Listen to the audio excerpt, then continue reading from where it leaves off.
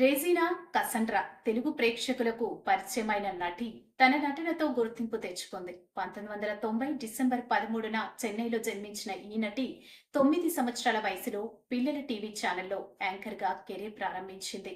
14 సంవత్సరాల వయసులో కందనాన్ మూ అనే తమిళ సినిమాతో నటిగా ఎంట్రీ ఇచ్చింది.